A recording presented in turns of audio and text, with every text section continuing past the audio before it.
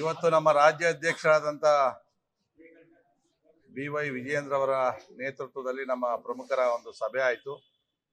ಆ ಸಭೆಯಲ್ಲಿ ಒಂದು ತೀರ್ಮಾನ ಆಗಿರ್ತಕ್ಕಂಥದ್ದು, ಇವತ್ತೇನು ಧರ್ಮಸ್ಥಳದ ವಿರುದ್ಧ ಒಂದು ದೊಡ್ಡ ಷಡ್ಯಂತ್ರ ನಡೀತಾ ಇದೆ ಅಂತ ಹೇಳಿ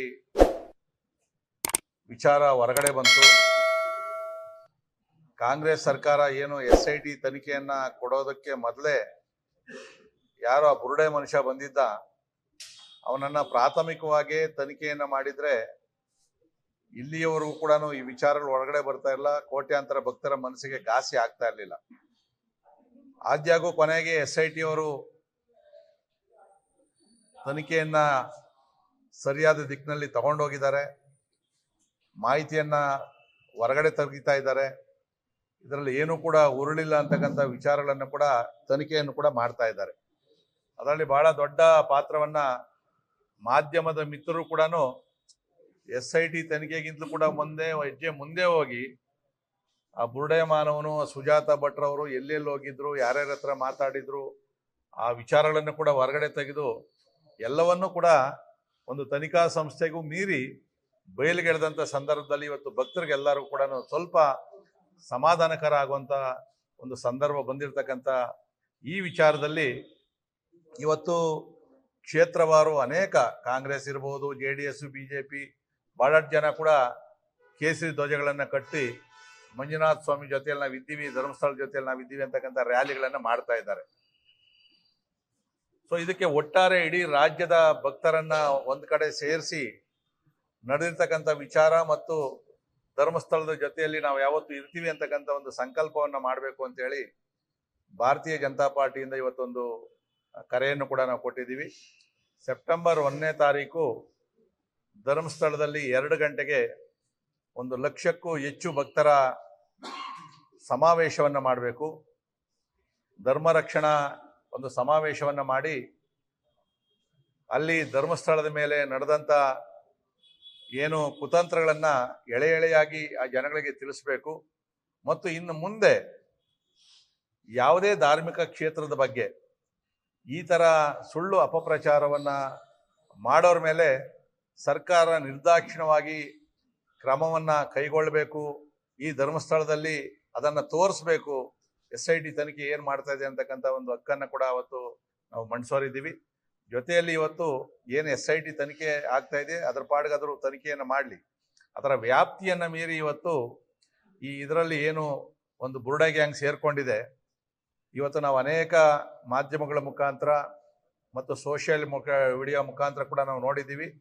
ಇದಕ್ಕೆ ಅಂತಾರಾಷ್ಟ್ರೀಯ ಕೈವಾಡ ಕೂಡ ಇದೆ. ಯಾಕಂದ್ರೆ ಈ ವಿಚಾರಗಳನ್ನ ಅಂತಾರಾಷ್ಟ್ರೀಯ ಮಾಧ್ಯಮಗಳಲ್ಲೂ ಕೂಡ ಬಹಳ ಕೆಟ್ಟದ್ದಾಗಿ ಬಿಂಬಿಸಿರ್ತಕ್ಕಂಥದ್ದು ನಾವು ನೋಡಿದ್ದೀವಿ. ಆ ಹೊರಗಡೆಯಿಂದ ಹಣ ಸಹ ಇಲ್ಲದೆ ಇಷ್ಟು ದೊಡ್ಡ ಷಡ್ಯಂತ್ರ ನಡೆಯೋಕ್ಕೆ ಸಾಧ್ಯ ಇಲ್ಲ. ಮತ್ತು ಇವತ್ತು ಆಂತರಿಕವಾದಂಥ ಶತ್ರುಗಳೇನಿದ್ದಾರೆ, ಹೊರಗಡೆಯ ಶತ್ರುಗಳು ಸೇರಿಕೊಂಡು ಇವತ್ತು ನಮ್ಮ ಆಂತರಿಕ ವಿಚಾರಗಳಲ್ಲಿ ಧಕ್ಕೆಯನ್ನು ತರ್ತಕ್ಕಂಥದ್ದು, ನಮ್ಮ ಆಚಾರ ವಿಚಾರಗಳಿಗೆ ಘನತೆಯನ್ನು ಕುಗ್ಸ್ತಕ್ಕಂಥ ಕೆಲಸವನ್ನು ಮಾಡೋರು ಅಂತಕ್ಕಂಥದ್ದು ಮಾಹಿತಿ ಇರ್ತಕ್ಕಂಥದ್ದು. ಮತ್ತು ಶ್ರೀಮತಿ ಸುಜಾತ ಭಟ್ರವರು ಮತ್ತು ಯಾರು ಮುಸುಗುದಾರಿ ದೆಹಲಿಯಲ್ಲಿ ಇದರ ಬಗ್ಗೆ ಷಡ್ಯಂತ್ರವನ್ನು ಮಾಡ್ತಾರೆ ಅಂತಕ್ಕಂಥ ಕೂಡ ಮಾಹಿತಿ ಇರ್ತಕ್ಕಂಥದ್ದು. ಅದಕ್ಕೋಸ್ಕರ ಇದು ಅಂತಾರಾಜ್ಯ ಮತ್ತು ಅಂತಾರಾಷ್ಟ್ರೀಯ ವಿಚಾರ ಆಗಿರೋದ್ರಿಂದ ಮುಂದಿನ ತನಿಖೆಗಾಗಿ ರಾಜ್ಯ ಸರ್ಕಾರ SIT ಕೊಡಬೇಕು ಅಂತಕ್ಕಂಥ ಒತ್ತಾಯವನ್ನು ಕೂಡ ನಾವು ಅವತ್ತು ಮಾಡ್ತಾ ಇದ್ದೀವಿ. ಮತ್ತು ಅಲ್ಲಿ NIAಗೆ ತನಿಖೆಗೆ ಕೊಡಬೇಕು. ಮತ್ತು NIAಗೆ ಒಂದ್ಸರಿ ಕೊಡ್ತು ಅಂತಂದ್ರೆ ಹಣಕಾಸಿನ ಅಂತಾರಾಷ್ಟ್ರೀಯ ವ್ಯವಹಾರ ಇದ್ರೆ ಅದು ಇಡಿಗೂ ಕೂಡ ಹೋಗ್ತದೆ.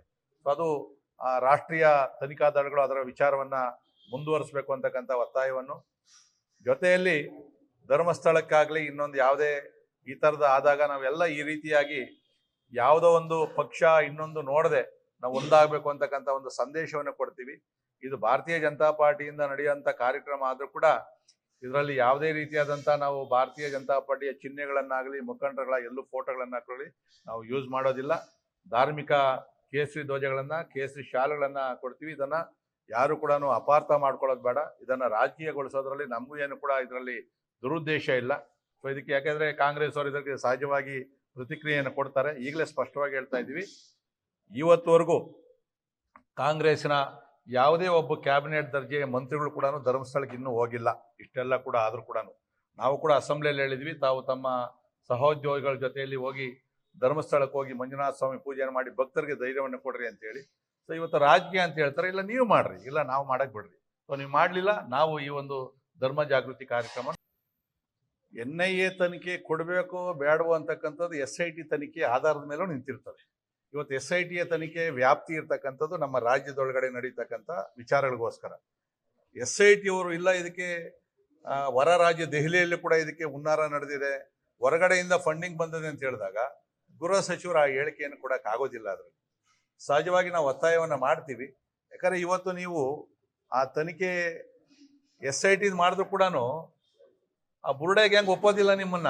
ಈಗಲೇ ಹೇಳ್ತಾವ್ರೆ ಸರಿಯಾಗಿ ತನಿಖೆ ಹೋಗ್ತಾ ಇಲ್ಲ ಅಂತೇಳಿ ಅವ್ರು ನಿಮ್ಮ ಮೇಲೆ ಅಪಾದನೆ ಮಾಡ್ತಾರೆ. ಅದಕ್ಕೋಸ್ಕರ ನೀವು NIA ಕೊಟ್ಬಿಡ್ರಿ. ಅಪಾದನೆ ಹೊತ್ಕೊಳಂಗಿದ್ರೆ ಕೇಂದ್ರ ಸರ್ಕಾರ ಹೊತ್ಕೊಳ್ಳಿ, ನೀವ್ಯಾಕೆ ತಲೆ ಕೆಡ್ಸ್ಕೊಳಕ್ ಹೋಗ್ತೀರಿ? ಇದು ಇಡೀ ದೇಶಕ್ಕೆ ಮಾದರಿ ಆಗ್ಬೇಕು. ಇಡೀ ದೇಶದಲ್ಲಿ ಯಾವುದೇ ಈ ತರ ಧಾರ್ಮಿಕ ಸಂಸ್ಥೆ, ಅದು ಯಾವುದೇ ಧರ್ಮದಿರ್ಲಿ, ಈ ತರ ಷಡ್ಯಂತ್ರವನ್ನು ಮಾಡಿದವ್ರಿಗೆ ಒಂದು ತಕ್ಕ ಪಾಠ ಕಲಿಸ್ಬೇಕು ಅಂದ್ರೆ ಭಯ ಇರಬೇಕು. ಭಯ ಇರಬೇಕು ಅಂದ್ರೆ NIA ಕೊಟ್ರೆ ಆ ಬೇರೆ ಏನಿದೆಯಲ್ಲ ಅದರ ಆಳವನ್ನ ತೆಗಿತಾರೆ. ಯಾವತ್ತೂ ಕೂಡ ಅಷ್ಟೇ, ಒಂದು ತನಿಖೆ ಕೈ ಇಟ್ಟ ಮೇಲೆ ಗರಕೆ ಹುಲ್ ಮೇಲೆ ಕೀಳೋದಲ್ಲ, ಅದರ ಆಳವಾಗಿರ್ತಕ್ಕಂಥ ಬೇರನ್ನು ಕೂಡ ಹೊರಗಡೆ ತೆಗಿಬೇಕು. ಅದನ್ನ NIA ಕೈಯಲ್ಲಿ ಸಾಧ್ಯ ಅಂತಕ್ಕಂಥ ಮಾತನ್ನು ಹೇಳಿದ್ದೀನಿ. ಬಹುಶಃ ಗೃಹ ಸಚಿವರು ಯಾವ ಸಂದರ್ಭದಲ್ಲಿ ಗೊತ್ತಿಲ್ಲ, ಅವರು ಕರೆಕ್ಟಾಗಿ ಬದಲಾವಣೆ ಆಗ್ತಾರೆ. ಆ ಸಂದರ್ಭ ಬಂದಾಗ ಖಂಡಿತವಾಗಿ ಕೂಡ SIT ಕಡೆಯಿಂದನೇ ಹೇಳಿಸ್ತಾರೆ NIA ತನಿಖೆ ಕೊಡಬೇಕು ಅಂತೇಳಿ. ಅವ್ರು ಹೇಳ್ತಾರೋ ಬಿಡ್ತಾರೋ, ಈಗಿರ್ತಕ್ಕಂಥ ಮೇಲ್ನೋಟಕ್ಕೆ NIA ಕೊಡಬೇಕು ಅಂತಕ್ಕಂಥದ್ದು ನಮ್ಮ ಭಾರತೀಯ ಜನತಾ ಪಾರ್ಟಿ ಮತ್ತು ಹಿಂದೂ ಸಂಘಟನೆಗಳ ಆಗ್ರಹ. Thank you. ಲೇಟೆಸ್ಟ್ ಹಾಗೂ ಇಂಟ್ರೆಸ್ಟಿಂಗ್ ಸುದ್ದಿಗಳಿಗಾಗಿ ಬಾಸ್ ಟಿವಿ ಕನ್ನಡ ಚಾನೆಲ್ನ ಸಬ್ಸ್ಕ್ರೈಬ್ ಮಾಡಿ. ಹಾಗೆಯೇ ಬೆಲ್ ಐಕಾನ್ ಪ್ರೆಸ್ ಮಾಡಿ. ಇದರ ಜೊತೆಗೆ ಫೇಸ್ಬುಕ್, ಇನ್ಸ್ಟಾಗ್ರಾಮ್, ಎಕ್ಸ್ನಲ್ಲೂ ಮಿಸ್ ಮಾಡದೆ ಫಾಲೋ ಮಾಡಿ.